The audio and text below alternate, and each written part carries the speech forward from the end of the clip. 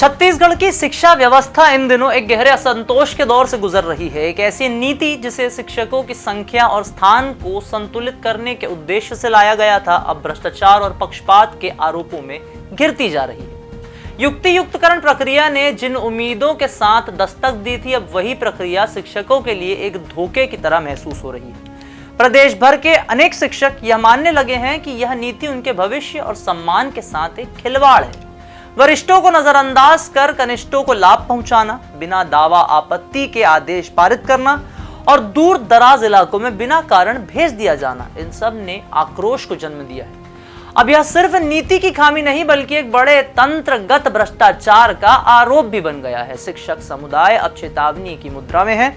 वे चाहते हैं कि इस अन्यायपूर्ण प्रक्रिया को रद्द किया जाए और हर एक शिक्षक के साथ न्याय हो। सवाल अब सिर्फ स्थानांतरण का नहीं है बल्कि उस भरोसे का है जो एक शिक्षक अपनी सरकार और तंत्र पर रखता है। क्या यह भरोसा फिर बहाल होगा या संघर्ष और गहरा हो जाए? क्या है पूरा मामला, आइए आपको समझाते हैं इस रिपोर्ट की मदद से। नाम हमारा आशीष गुप्ता, आप देखना शुरू कर चुके हैं NS24/7 डिजिटल।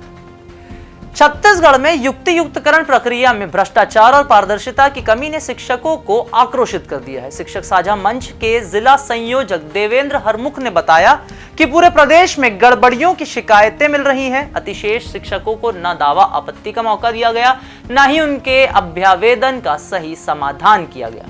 मंच ने आरोप लगाया है कि विकासखंड और जिला शिक्षा अधिकारियों ने चहेते और कनिष्ठ शिक्षकों को बचाने के लिए मनमानी की। कई वरिष्ठ शिक्षकों को गलत तरीके से अतिशेष घोषित कर दूरदराज के स्कूलों में भेज दिया गया, जबकि कनिष्ठ शिक्षकों को शहरों में रखा गया। इस भ्रष्टाचार ने युक्ति युक्तकरण को भ्रष्टाचार के गर्त में धकेल दिया है। शिक्षक साझा मंच ने शिक्षा सचिव सिद्धार्थ कोमल परदेसी और लोक शिक्षण संचालक ऋतुराज रघुवंशी से मुलाकात कर ज्ञापन भी दिया, लेकिन सरकार ने सुधार के लिए कोई ठोस कदम नहीं उठाया। शिक्षकों ने इस प्रक्रिया को रद्द करने की मांग की है। युक्ति युक्तकरण की गड़बड़ियों के खिलाफ शिक्षकों का गुस्सा अब उबाल पर है। मंच ने चेतावनी दी है कि अगर 30 जून 2025 तक दोषी अधिकारियों पर कार्यवाही और त्रुटियों में सुधार नहीं हुआ तो 1 जुलाई को सभी ब्लॉक मुख्यालयों में धरना प्रदर्शन होगा।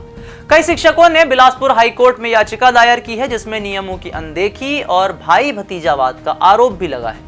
सरकार ने 1-2 विकासखंड शिक्षा अधिकारियों को निलंबित कर दिखावटी कार्यवाही तो जरूर की, लेकिन व्यापक भ्रष्टाचार पर कोई ठोस कदम नहीं उठाया गया।